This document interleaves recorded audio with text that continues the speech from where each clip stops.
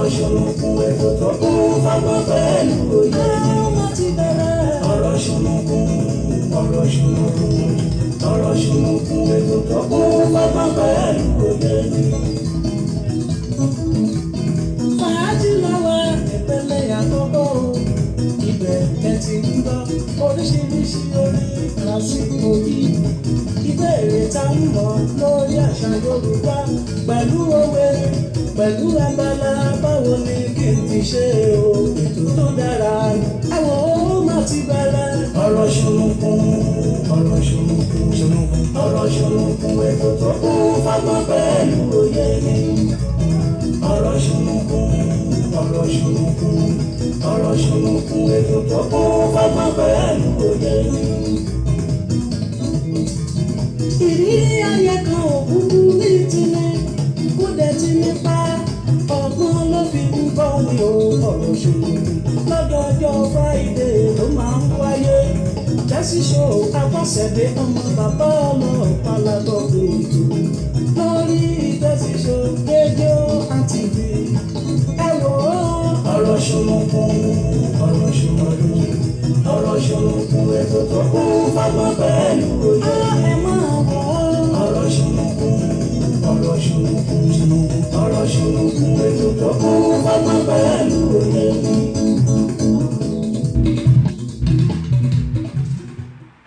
Ìbà Ọlọ́run ọba àríìró àlá pátápátá ọláporongodo ọba lèwí lè ṣe ọba lè ṣe lèwí arúgbó ọjọ́ àdàgbà má pààrọ̀ oyè ọba tó ti mú wa lọ láti àná tó tún wá mú wa padà wá sórí ètò lónìí. Mo ní àrùn fáyọ̀ bí kò ṣe ká máa dúpẹ́ ló tọ́. Ọba apani ọba jíni ọba àlà funfun gbò kábíyèsí rẹ olódùmarè. tó Queen Abọ́sẹ̀dé lórúkọ tèmi, ìyálóde amúlùdún àti àmbásádọ̀ rédíò amúlùdún náà ni o. Yèyé Agbọ́ṣàga ọbọbìnrin olùṣètò ìyẹn ẹgbẹ́ ẹ̀lẹ́kẹ̀ lóye ló ní akú ojúmọ́ lónìí, ojúmọ́ rẹ̀ òun náà ni ó mọ bua ire owó ire ọmọ àlàáfíà kú tí ń ṣe baálé ọ̀rọ̀ kó máa ya ilé ẹnì kọ̀ọ̀kan wa. Akú ojúmọ́ lẹ́ẹ̀kan sí ẹ̀lẹ́ńbẹ̀ wọn. Erin tinú afárásẹ́ yọkúlẹ̀ ẹkú lé o. Ìrìn jù ló yẹ ká kíkó àmójúbà àjànàkú. Gbogbo fẹ́ràn etí ẹkú àmójúbà ètò ọ̀rọ̀ ṣùnùkùn tọ̀tẹ̀ yìí. Má lè oṣù kan òsì ẹni ọba lébáláyé ńlọlúwa mi fògo ṣe lóore ni. Ọ̀rọ̀ ṣùnùkùn búra dada búyọ takálé takánàkẹ́ ètò tó gbajúgbajà tó mìíràn gẹ̀dẹ̀. Ó tún ti dé bí ewé adé Tẹ́sí show náà ni. Abọ́sẹ̀dé ọmọ bàbá ọlọ́pàá ọba obìnrin olùṣètò débi ṣe é dé tálọ́rùn tí kì í ṣòbéèrè lásán. Yèyé Agbọ́ṣàga nẹ̀ẹ́ káfẹ́fẹ́ lórí Tẹ́sí show rédíò and tẹlifíṣàn tó láàmì láàká. Ẹ kú ilé gbogbo lọ́lá gbogbo bíbẹ tí ń bẹ bí abẹ. Ẹ̀yin ni ká máa dé bá ní gbogbo ọjọ́ Friday báyé bá ń jáyé ẹ ò ní rẹpẹ̀tì. Ìbàlọ́wọ́ Elédùmarè ọba ńlá adániwáyé ọba tó jọba lọ. Ọba adánimágbẹ̀jẹ́ ìwọ làwa tó wárí fún. Ajúbà Èdùmàrè tí ń bá ní rìn tí ò farahàn ni. Apanijí ni abagbára nípọn àṣẹ gbogbo ara gbáyàmù. Ìbà ládéládé lẹ́ni ìbẹ̀yìn lọ́balọ́ba ìbẹ̀yìn ìjòyè tí ń fọgbọ́n ṣayé tí ọ̀dọ́ bàjẹ́ o. Ajúbà gbogbo àgbà tó fọgbọ́n ra ewu tí wọ́n tẹ̀pá ìtura àsìkò yìí lọ́wọ́lọ́wọ́. Ìbà ọmọdé ilé ìbẹ̀yìn màjèṣín àmàjúbà gbogbo yín o. Ìbà tọkùnrin tóbìnrin tó tó yín àmàjúbà déédéé lágbára lọ́wọ́ Olúwa bẹ́ẹ̀ ṣe ń gbọ́ wa ẹ ò ní mòṣì. Ìbà sọ̀rọ̀sọ̀rọ̀ pèdèpèdè tí ń bẹ lálẹ́dẹ̀ ilẹ̀ yìí pátápátá. Ìbẹ̀yìn àfáà ìbẹ̀yìn wòlíì ìbẹ̀yìn oníṣẹ̀ṣe àbáláyé. Tẹ́sí show nẹ̀ẹ́ káfẹ́fẹ́ ẹkú àmójúbà wa. Ó yá o ẹ fàpèrè tẹ́dí kájọ gbádùn ètò ọ̀rọ̀ ṣùnùkùn tèmi pẹ̀lú Abọ́sẹ̀dé ọmọ bàbá ọlọ́pàá lórí Tẹ́sí show rédíò and tẹlifíṣàn tó rẹ̀rẹ̀ ń tẹ̀káyé. Bẹ́ẹ̀ ṣe ń gbọ́ wa ẹ ò ní mòṣì. Àmín àṣẹ Tèdùmàrè. Mo ní gbogbo apátápátá bí ọdún yìí ṣe ń lọ báyìí a ò ní bá a lọ, a ò ní mọ̀ṣẹ́, a ò ní mọ̀yà. ṣàkàrà kí báwọn lọ sóde ìbànújẹ́ gbogbo pátápátá a ò ní rí ìbànújẹ́ láṣẹ aláòràbí. Àtúkù ọ̀la Jímọ̀ tòní, Jímọ̀ olóyin, Jímọ̀ alálùbáríkà, òun náà ni Ọlọ́run yóò ṣe fún wa. A ní fi eléyìí, a ò ní fi ṣe àṣemọ láṣẹ Elédùà. Bákan náà ni mo kí gbogbo àwọn èèyàn wa tó wà ní South Africa pẹ̀lú gbogbo wàhálà èyí tó ń ṣẹlẹ̀ lọ́wọ́lọ́wọ́ báyìí àti ìlú Nàìjíríà. Ọba aláòràbí tó dá ọjọ́ òní yóò la ilẹ̀ South Africa kọjá o, yóò la ilẹ̀ Nàìjíríà kọjá. Ọlọ́run Olódùmarè yóò bá bu tútù sí gbogbo kùdìẹ̀kudiẹ tó kù ń bẹ. Ọlọ́run yóò bá wa dáwọ́ ẹ̀ dúró. Gbogbo àwọn tí wọ́n dẹ̀ ti sọ ẹ̀mí wọn nù láti bí ìjọ́ bíi mélòó kan ṣe, láti bí ìjẹta ìjẹrin àná tí wọ́n sọ ẹ̀mí wọn nù torí ṣe náà ń dáná sun àwọn èèyàn tó yẹ pé wọ́n ń dáná sun wọ́n lódidi ni. Kí Ọlọ́run Olódùmarè kó bá wa dáwọ́ ibi, kó bá wa dáwọ́ ẹ̀ dúró lórílẹ̀‐èdè méjèèjì yìí. Kí Ọlọ́run kó ṣàánú fún wa. Mo kí gbogbo ẹ̀yin èèyàn wa ní ẹ̀kan sí pé ẹ káàbọ̀ sórí ìkànnì Aláràgbáyídá Tẹ́sí Show rédíò and tẹlifíṣàn náà ni, níbi tí a ti ń dábí ẹdun tí a ti ń rọ̀ bí òwe. Ṣèyí bó bá dé, mo dúpẹ́ tẹ́ bá mi share fídíò yìí o, torí mo ti rí bẹ́ẹ̀ ṣe share. Àdúpẹ́ pọ̀ lọ́wọ́ yín, ẹ ṣeun gan ni. Ojú òní tì wá, àpò ọ̀la Jímọ̀, thank God it's Friday. Àní fi eléyìí ṣàṣemọ láṣẹ Elédùmarè. Torí Òjó wọn ní tuale mami, ẹ̀mí náà kí yóò yeye o. Ọlọ́run Olódùmarè yóò máa wà pẹ̀lú gbogbo àní tẹnugbó bí ọ̀rọ̀ láṣẹ Elédùà. Ẹ jẹ́ kí àwọn tí wọ́n ti darapọ̀ mọ́ akọ́ tó di pé a mọ̀ tẹ̀síwájú. Ṣẹ́gun David láti Ìlọrin Àfọ̀njá lọ́hùn-ún, orí Instagram ni àwọn dúró sí ní òwúrọ̀ yìí. Ṣé ọ̀sán ni ẹ wà lọ́dọ̀, ìrọ̀lẹ́ lẹ wà lọ́dọ̀ yín? Ó dáa, kúrọ̀lẹ́ o, yóò dáa, kò ní bàjẹ́ láṣẹ Elédùmarè. Ẹ jẹ́ kí n máa kí àwọn èèyàn tí kúnlẹ̀. Wọ́n ní Apọ̀lá Jímọ̀, ẹ̀yin náà ẹ káàbọ̀ sórí ìkànnì yìí. Àdúpẹ́ pé òkun. Aṣáájú ẹ káàbọ̀ sórí ìkànnì yìí. Tóyìn Àgbọ́lá nítorí bẹ́ẹ̀ ṣe wọlé ń bẹ̀yẹn. Azeez ẹ káàbọ̀ sórí ìkànnì yìí. Abọ́sẹ̀dé olórúkọ mi, wọ́n ní Apọ̀lá Jímọ̀, wọ́n ní ànífẹ́ lè ṣe òpin àmì aláwùmá mi láṣẹ Elédùmarè. Bákan náà lọ́lá, ẹ̀yin náà ẹ káàbọ̀ sórí ìkànnì Azeez, mo ti dárúkọ yín. Ṣèyí Adẹ́nẹ́kàn Bọ́bádé ẹ káàbọ̀ sórí ìkànnì. Ọlájídé Bámiṣayé Àkíyàn, Simon Ọlátúnjí Ìgè, àwọn tèmi nù, ẹ káàbọ̀ sórí ìkànnì yìí. Káyọ̀dé Ọlákúnlé Ọláníyàn Àkíyàn, ẹ káàbọ̀ sórí ìkànnì yìí. Àbẹ̀kẹ́ Kẹ́hìndé ẹ̀rí òjọ́ kọ́nà, wọ́n ní ojú orogún ìjọba lójú yẹ, ẹ káàbọ̀ sórí ìkànnì yìí. Kẹ́hìndé Ọlájídé, ẹ̀yin náà Èjìwùnmí ọkàn ìbábí Èjìlúwọlé tọ̀mí, ẹ káàbọ̀ sórí ìkànnì yìí. Ájíà Àjọkẹ́, ẹ káàbọ̀ sórí ìkànnì. Wáídì Àkànfẹ́ Rahim, ẹ káàbọ̀ sórí ìkànnì yìí. Àdúpẹ́ pé òkun. Abdul-Jalil Lárúwájú Adébáyọ̀, àdúpẹ́ lọ́wọ́ yín, ẹ káàbọ̀ sórí ìkànnì Aláràgbáyídá. Ṣèyí wọn ní Apọ̀lá Jímọ̀ olóyin, lágbára Ọlọ́run ànífẹ́ lè ṣàṣemọ. Òní ní ọjọ́ 6 oṣù kẹsàn-án, oṣù bàbá tá a wà yìí. Ire owó, ire ọmọ, àlàáfíà kò bá lẹ̀rọ yóò máa bàlẹ́ gbogbo aláṣẹ ti Aláòràbí. Àdúpẹ́ o. Àbẹ̀kẹ́ Kẹ́hìndé wọ́n ní àpò ojúmọ́ re, òun náà ni ọmọ ògùn wa o. Ire náà ni yóò máa jẹ́ ti ẹnì kọ̀ọ̀kan wa. Ibi kò ní yà lẹ́ẹ̀dẹ̀ wa o láṣẹ Elédùmarè. Torí Òjó tuale màmá, èmi náà mò ń kí yín bẹ́ẹ̀ ṣe ń kí mi o. Wọ́n ní Ọlọ́run yóò la ilẹ̀ wa kọjá Ọlọ́run yóò la ilẹ̀ wa kọjá ní ti dáadáa. Àmín. Ní ti dáadáa náà ni, nítorí pé lè tó ń ṣẹlẹ̀ yìí tẹ́ bá wò ó, àwọn nǹkan tí mo tiẹ̀ tún wá rí lánàá àti ìgbà tí mo ṣètò tán tí wọ́n pè mí gym ni mo wà ní alẹ́ àná, tí ẹnìkan ti pè mí, tí wọ́n fi fídíò kan tí wọ́n fi wọ̀n mí àti gbogbo àwọn recording tí wọ́n ṣe. Ó jẹ́ ohun tí ó bá yàn lọ́kàn jẹ́ púpọ̀. Ṣùgbọ́n gẹ́gẹ́ bí mo ṣe máa ń sọ pé ọ̀pọ̀lọpọ̀ nǹkan ló ń ṣẹlẹ̀ tó jẹ́ pé àwa fúnra wa a lè gbèjà ara wa. Ṣùgbọ́n Ọlọ́run nìkan náà ni ọba tó lè ṣe.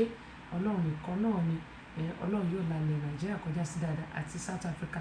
Nítorí pé àwọn olórí wa, sometimes ó kàn jẹ́ pé I don't know. Nítorí pé nǹkan tó yẹ kí wọ́n tètè ṣe, tó yẹ kí wọ́n mójútó, wọn ò mójútó. Nǹkan tó yẹ kí wọ́n mójútó, òun ni ọ̀pọ̀lọpọ̀ ń gbájúmọ́. Tí ẹ bá rí bí wọ́n ṣe ń pa àwọn ọmọ Nigerians, tó jẹ́ pé ṣe náà ń sun wọ́n bí ẹni sun ẹran màálù. Mi ò tiẹ̀ lè wò ó mi ò lè wò ọ̀pọ̀lọpọ̀ ni wọ́n sun tó yẹ pé ṣe náà kákò bí ẹran bí màálù bí ẹran bí ẹdìyẹ tí wọ́n kàn jù sínú iná bí ẹni pé ẹni tí ò tiẹ̀ ní ẹni tó tiẹ̀ máa bí bèrè èèyàn yẹn lọ́wọ́ ẹ̀ wọ́n kàn dáná sún àwọn èèyàn ní onímọ̀ ìsọ lánàá gbà tẹ́nìkan ní pé kàn stay indoor mo ní ẹni kàn stay indoor but they are burning the house they are burning the houses they are burning the shops ṣé tó bá stay indoor ìgbà wo ni wọ́n ní jó wọn mọ́lé the best bet is to relocate to another city àbí town or whatever or canteen that's the best bet èyí tó dáa jù nìyẹn kọ́ máa sọ pé kọ́ máa stay indoor wọ́n bá stay indoor tán lọ sún wọ́n mọ́lé ńkọ́ ẹ wọ́n bọ́ ṣe ń juná sáwọn èèyàn lára ibẹ̀ ẹ̀kọ́ ni mo ti ṣe ń lọ agboola ọlátóyè mo ti kí ibẹ̀ ṣe ń wọlé lẹ́ẹ̀kan ẹ káàbọ̀ sórí ìkànnì yìí wọ́n ní àkó ètò náà mà ẹ̀yin náà ẹ káàbọ̀ wọ́n bọ̀ wá dára lágbára ọlọ́run torí ọ̀dọ̀ àmì o àdúrà tí gbangba náà ni kọ́lá ọmọ owó láti Saudi gbogbo àwọn ará Saudi ń kọ́ ṣàlàfíà lẹ́wà àdúrà gbogbo yóò gbà wọ́n náà mọ bàbá ọlọ́pàá tíá èmi náà mo kí kọ́lá ọmọ owó tíá tí tèmi fúnra mi màmá ológo Esther David ara yín yóò lè sọ màláfíà kó bá lè rọmọ kí n pé àpò ojúmọ́ rẹ̀ òun náà ni ọmọ ògùn apátápátá àwọn bébì mi ń kọ́ ń bẹ̀ tó àwọn tó bá dẹ̀ darapọ̀ mọ́ á tún máa kí wọn tó bá tún wọ orí ètò mo ní òní tó ń jẹ́ tí í ṣe ọjọ́ Jímọ̀ gẹ́gẹ́ bẹ́ẹ̀ ti mọ̀ pé lórí ètò lónìí a máa béèrè ó lè jẹ́ béèrè ẹyọkan àbí méjì lẹ́yìn yẹn àwa tẹ àwo orin torí pé tí a bá ti wà ní ẹnu iṣẹ́ láti Monday through Thursday tó bá ti dijọ́ Friday ìgbádùn kẹlẹlẹ ló dẹ̀ kù ìgbádùn kẹlẹlẹ ló kù ṣùgbọ́n tí a bá sọ pé a fẹ́ máa gbádùn gẹ́gẹ́ bí mo ṣe máa sọ pé stress tí a bá máa gbọ́n stress dànù nínú ara wa ohun àwọn nǹkan tó máa ń fa high blood pressure nìyẹn tí wọ́n bá dẹ̀ ti ní high blood pressure ṣe mọ̀ pé irú àwọn nǹkan báyẹn ló máa ń dẹ̀mí èèyàn légbodò nítorí pé àrùn ò ní fi àgọ́ ara tiwa ṣe ibùgbé láṣẹ Elédùmarè Amzat Ọpẹ́yẹmí Bello ẹ káàbọ̀ sórí ìkànnì yìí bẹ́ẹ̀ tí wọlé náà ni mo kì í hàn kẹ́mi sọ pé a gbọ́dọ̀ gbọ́n gbogbo kùdìẹ̀kudiẹ tó wà lára ká gbọ́n náà ká mójú sára nítorí pé ìbànújẹ́ kò ní fi àgọ́ ara wa ṣe ibùgbé ṣùgbọ́n kó tó di pé màá lọ sórí ìbéèrè wa lónìí àtàwọn nǹkan tó tún ṣẹlẹ̀ ní South Africa ọpọ́ pàtàkì lọ́wọ́ gbọ́ àwọn tí wọ́n fún alẹ́bùn lórí ètò yìí gẹ́gẹ́ mo ṣe máa ń sọ wípé wọ́n ní ẹnikẹ́ni kó ṣe mí tí a bá dúpẹ́ orí ẹgbẹ̀fà a ò lè rí ẹgbẹ̀je gbà gẹ́gẹ́ mo ṣe máa ń sọ Evangelist Dr. Fúnmi Àràgbáyé JP ààrẹ fún gbogbo olórí ẹ̀mí ní gbogbo orílẹ̀-èdè Nàìjíríà wọ́n fún wa ní audio CD wọn àti video CD wọn Ọláìtọ́ Enterprises àgọ́ unisex náà fún wa Book Enterprises Kampala òtítọ́ ó pọ̀ àǹkárá kan tó kó dà pé mo ti fún yàn kan ìyá ìbejì Ìdòwú àǹkárá ni àwọn fún wa Alhaji Wasiu Ṣọlá Jáládé gbà lórí Ọlọ́run kan ẹni ṣáṣá nílùú Ìbàdàn wọ́n fún wa ní àwọn orin General Kollington Àyìnlá Yọpí Daddy wọ́n fún wa ní video and audio CD ìyá ìbejì Ìdòwú mo ti dárúkọ yín kẹ́ tó wọlé o mo ti dárúkọ yín àǹkárá tẹ fún wa gẹ́gẹ́ mo sọ pé ó ti fẹ́rẹ̀ tán wọ́n fún wa ní Alhaji Wasiu Ṣọlá Jáládé wọ́n wà ní kan ẹni ṣáṣá nílùú Ìbàdàn fún wa ní àwòrin Alhaji Kollington Keben Kwara Yọpí Daddy àti fídíò àti audio CD wọn new release àwọn kọ́ṣẹ́ release ẹni new release ni wọ́n fún wa wípé ká máa fún àwọn èèyàn wọ́n ti kó fún mi bíbá bóyá bíi ṣé 20 pieces ni wọ́n kó fún wa audio 10 fídíò náà 10 àdúpẹ́ pọ̀ lọ́wọ́ ṣe ń gan ni Ọlátúnbọ̀sún Ọládàpọ̀ aka Odídẹrẹ́ Ayékòótọ́ ìyẹn bàbá Ọlátúnbọ̀sún Ọládàpọ̀ wọ́n fún wa ní fídíò and audio CD wọn bákan náà ni wọ́n fún wa ní àwọn òwe alákàgbádùn tó jẹ́ pé a máa bẹ̀rẹ̀ sí kà lórí rédíò wa bákan náà Tèmítọ́pẹ́ Ọ̀tọ́gèlè Tèmítọ́pẹ́ yẹn ni pé ìyá ìbejì Àjítòní àwọn wà ní Òjé nílùú Ìbàdàn ni wọ́n wà ṣe bẹ́ẹ̀ ti rí torí mi àwọn náà ni wọ́n gbé torí mi kalẹ̀ adúpẹ́ pọ̀ ní ọwọ́ wọn wọ́n dẹ̀ fún wa ní àwọn aṣọ òkè wọ́n ní pé ẹni tó bá ti gba ìbéèrè lórí ètò yìí ká máa fún wọn aṣọ òkè tí wọ́n fún wa gẹ́gẹ́ bí mo ṣe máa ń sọ pé á fún àwọn ọkọ wọn wọ́n á fi rán fìlà ni ṣùgbọ́n ti fún wa ní oríṣiríṣi ẹ̀ wọ́n kọ fún wa bìbà nígbà tá a lọ sílùú Nàìjíríà adúpẹ́ pọ̀ lọ́wọ́ Tèmítọ́pẹ́ Ọ̀tọ́gèlè ọjà Òjé ni àwọn wà nílùú Ìbàdàn wọ́n ṣe gan náà ní tán wọn am mug kẹ́mi sọ pé wọ́n ti jẹ mọ́ọ̀gì adúpẹ́ pọ̀ lọ́wọ́ bákan náà ni adúpẹ́ lọ́wọ́ Dr. Bayonle fún Ẹ̀ṣọ́wọ̀n Káyọ̀rọ́jú èyí tí wọ́n fún wa wà ní nọ́mbà 17 Mojiyan house opposite Akínwálé Ẹlẹ́ja ní mọ́nàtàn nílùú Ìbàdàn bákan náà àṣà Yorùbá látọwọ́ èmi Ìkùnyìnrà Bọ́sẹ̀dé tí mo fi sílẹ̀ adúpẹ́ pọ̀ lọ́wọ́ gbogbo àwọn tí wọ́n fún wa ní ẹ̀bùn yìí inú òní tán wọn òkè òkè ní gbogbo yóò mọ̀ ọ́ lọ́wọ́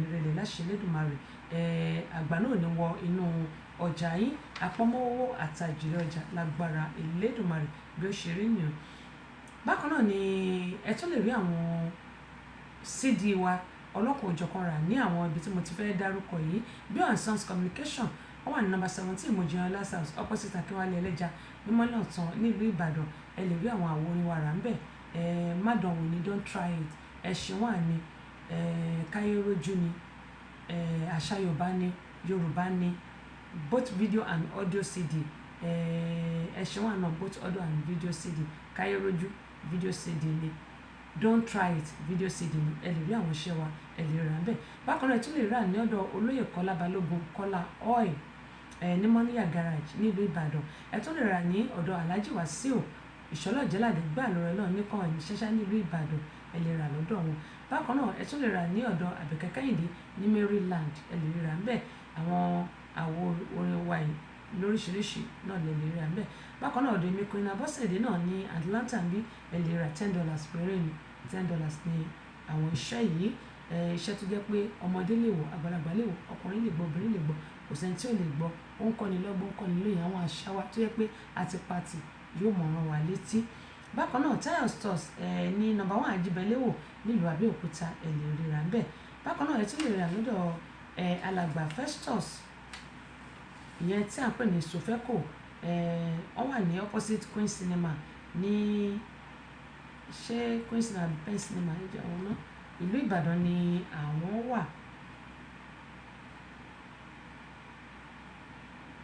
alàgbà Festus Adédèjì Solomon CEO Sofeco Carpet and Rugs Nigeria Limited address wọn opposite Queen Cinema ní Èkó Tẹ̀dó nílùú Ìbàdàn ni wọ́n wà gbogbo ibi tí ẹ ti lè rí àwọn ọjà wa àwọn iṣẹ́ tí a ṣe gbogbo ibi tí ẹ ti lè ríra ní gẹ́gẹ́ bí mo ṣe máa ń sọ pé láìsí ẹ̀yin kò sí àwa ọba aláwòrábí kò ní gbàgbé ẹ̀yin náà láṣẹ ti Elédùmarè gbogbo yín pátá ibi tí àwọn kíṣẹ́ẹ̀tì tó bá wọ̀ òdìlé owó òdìlé ọlá òdìlé àlùbáríkà ní dààmú láṣẹ Elédùmarè bí ẹ ṣe ń ran ètò mi tàbí iṣẹ́ tí a ṣe bí ẹ ṣe ń ràn wá lọ́wọ́ tí ẹ̀ ń bá wa rà á tàbí tí ẹ̀ ń sọ́pọ̀tì wa lọ́nà kan tàbí òmíì ọba aláwòrábí tó dá ọjọ́ òní kò ní padà lẹ́yìn yín jìrì àwọn ọmọ yín ẹ jẹ́ wọn mọ́ láṣẹ Elédùmarè iṣẹ́ yóò ní dojú ìjà kọ yín kò sí ní dìṣẹ́ mọ́ yín lọ́wọ́ kórí bẹ́ẹ̀ Fẹ́mi Abọ́sẹ̀dé náà Adétutù adúpẹ́ pọ̀ lọ́wọ́ yín o ẹ káàbọ̀ sórí ìkànnì Iyèbèjìdò ẹ̀yin náà ẹ káàbọ̀ sórí ìkànnì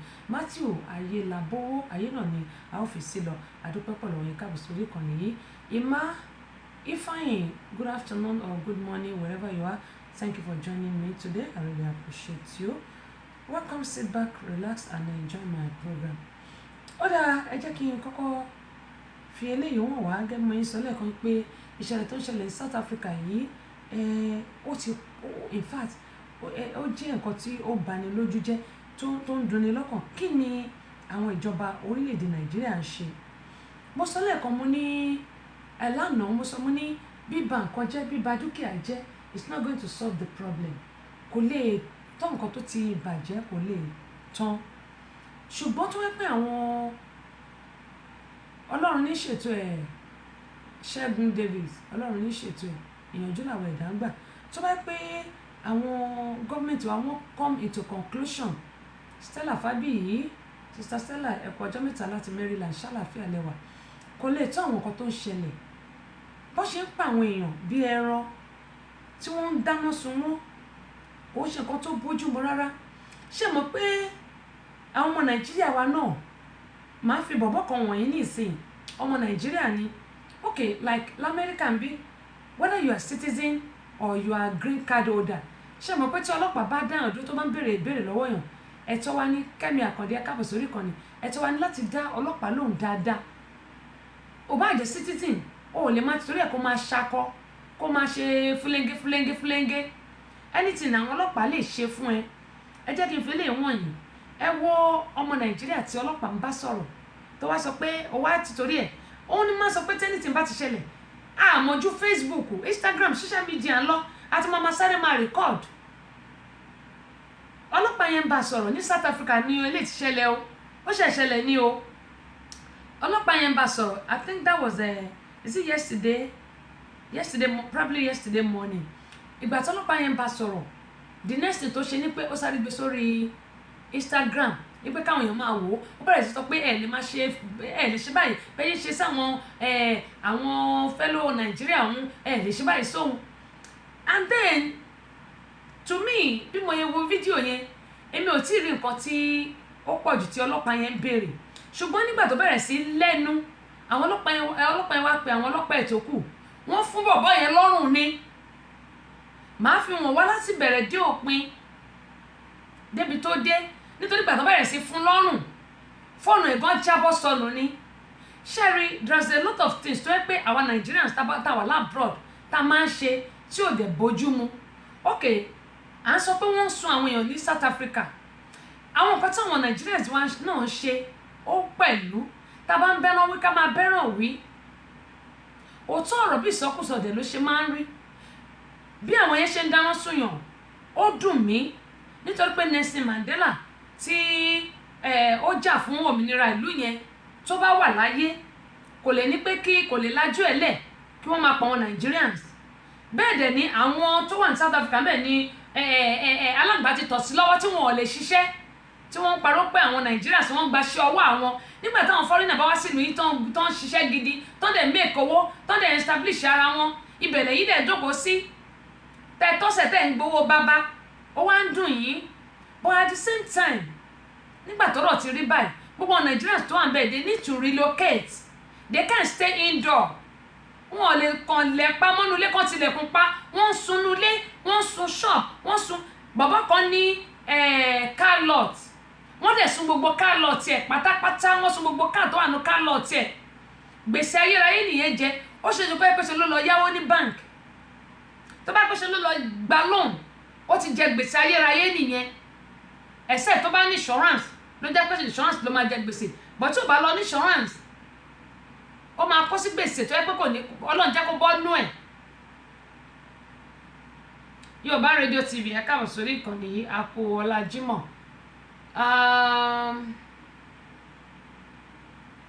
Brightme 9 ẹ káàbọ̀ sórí ìkànnì yìí àdúpẹ́ o orí Instagram ni àwọn wà ẹ wo bọ̀bọ̀ tí mò ń sọ nìyí. Tell me why you want to set my phone and tell the whole world why you want to put me in your van when I'm going to do my work.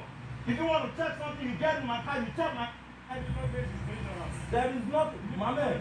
You tell the world, yeah, the reason why you want to set my phone. Tell me why you want to set my phone and tell the whole world why you want to put me in your van when I'm going to do my work. If you want to check something, you get in my car, you check my car, I will watch everything. You are not going to treat me like a novice. When in front of your world now, you want to harass me like you do to all my brothers. Do it now. Your car is not even branded. I'm not going to leave this place. When in front of your world now, there is nothing you can do to me. Your face is already on the camera.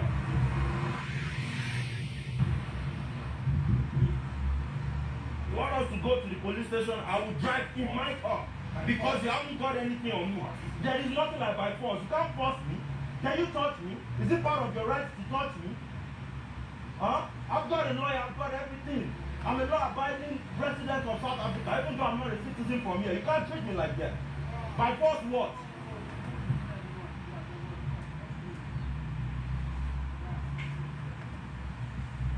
ohun tí mo fẹ́ ká wò ni pé ẹ máa rí nígbà tí àwọn ọlọ́pàá tó kù bá dé bọ́yìí máa fún bọ̀bọ́ yẹn lọ́rùn ẹ máa wò ó. This is what we go through every day. This is what we go through, and when we talk about xenophobia, everybody they think maybe okay, we're just blabbing. It is real. They check into your car and see how you look. You know, you're Nigerian or whatever, and they stop you and to harass you. They've called the rest of them now. You see, they are coming. I think the bullies are here now. Yeah. No, I'm not done. I'm not done. Do anything you want to do to me for the real world. People are looking. We're on Devon Road in Sante. My man, don't touch me like that. Why are you beating me? Why you need to? I cannot drop my phone. This is my own right. See the way they are treating me. Can you see the way they are treating me? Can you see the way they are treating me? See the way they are beating me. Can you see? Beating me, yes. Yes. Yes, they're recording. Stop fighting me like that. Yeah, get my phone. Ah. Yeah. This guy. Okay, ohun tí mi fẹ́ sọ bí báyìí ni pé arákùnrin yìí ó bẹ̀rẹ̀ sí pariwo pé you can't treat me the way you are treating my fellow brothers. Fine, but àwọn tó wà lórí Instagram wọn ò lè bọ́ síta láti orí Instagram kán wá gbèjà ẹ wò bí gbogbo ṣe ṣùrùbó tí wọ́n fún lọ́rùn tí ọlọ́pàá bá dáyàn dúró ẹ̀tọ́ ẹni láti dá wọn lóhùn anything tó bá béèrè even though nǹkan tó ń ṣẹlẹ̀ ní South Africa báyìí kò wá ní pé number one ṣe mọ̀ kò ṣe citizen South Africa Nigeria ni fine but nítorí nǹkan tó ń ṣẹlẹ̀ nílùú yẹn kí ni àwọn olórí wa ń ṣe ẹ wò bí àwọn ọmọ Nigeria tí a wà ní àwọn abroad àbí àwọn ìlú míì tó yàtọ̀ sílùú wa ẹ wò bí a ṣe ń fi ara wa jìyà tó o bá gbé sórí Facebook kò sí ẹni tó máa gbèjà ẹ nítorí pé wọ́n rí lóòótọ́ àwọn èèyàn rí àwọn tó dẹ̀ wà ní surroundings yẹn tó jẹ́ Nàìjíríà gan wọn ò ní súnmọ́ ẹ wò bí wọ́n ṣe ṣùrùbọ bọ̀bọ́ yìí tí wọ́n bá fún lọ́rùn pa síbẹ̀ kí ni nǹkan táwọn èèyàn fẹ́ máa sọ tí ọlọ́pàá bá dá ẹ dúró you have the right to remain silent and to answer their questions because lè ti torí pé bóyá ẹ wà ní South Africa wàhálà ń ṣẹlẹ̀ láàrin Nigerians àti South Africa tí wọ́n ní ọmọ ọ̀dọ́ náà fi ọgbọ́n ṣe tí àwọn tó wà níbẹ̀ ò bá fi ọgbọ́n ṣe a lot of things ló máa tún go wrong yàtọ̀ sílẹ̀ tó ń ṣẹlẹ̀ lọ́wọ́lọ́wọ́ báyìí òun ló fi jẹ́ pé tí nǹkan bá ṣẹlẹ̀ sí wa lè ti torí pé bóyá nǹkan ṣẹlẹ̀ nílùú South Africa pẹ̀lú South Africa àti ọmọ Nigerians kí ọlọ́pàá wá dá ẹ dúró kó máa bèrè ọ̀rọ̀ lọ́wọ́ ẹ.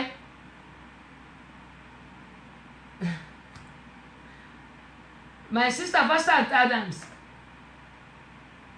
akọ́lá Jímọ̀ àdúrà wa gbàlagbàrà Ọlọ́run ànífẹ́ lè ṣàṣemọ́ ẹ káàbọ̀ sórí ìkànnì kẹ́bí mo yẹn sọ ṣe mọ̀ arákùnrin yẹn ẹ wò bí wọ́n ṣe ṣùrùbó tí wọ́n bá fún lọ́rùn pa bí wọ́n ṣe ṣùrùbó yẹn tí wọ́n mú ọrùn ẹ̀ tí wọ́n kì mọ́lẹ̀ tí wọ́n bá pa gbogbo àwọn tó wà lórí Instagram tó wà lórí Facebook gbogbo àwọn tó ń wò wọn ò ní súnmọ́ wọn ò lè bọ́lẹ̀ àwọn tó dé wà ní surroundings ẹ̀ tí wọ́n ń wò bó ṣe kì mọ́lẹ̀ náà kí ló tí wọn ò lè gbèjà ẹ̀ wọn ò ní súnmọ́ wọn kàn ń wò ni ó ní mo ṣe máa ń sọ yí pé anyway àtàwọn táwa ní ìlú Amẹ́ríkà àwọn tá ti wà lamẹ́ríkà anyway àmọ́ lọ àti òkúta ọlọ́pàá bá dára dúró we just need to put our hand on the steering we don't need to get down we don't need to take anything àmọ́ yẹn wọ́n á dẹ̀ béèrè nǹkan tó máa béèrè nǹkan tó bá fẹ́ sọ wọ́n search wọ́n ṣe whatever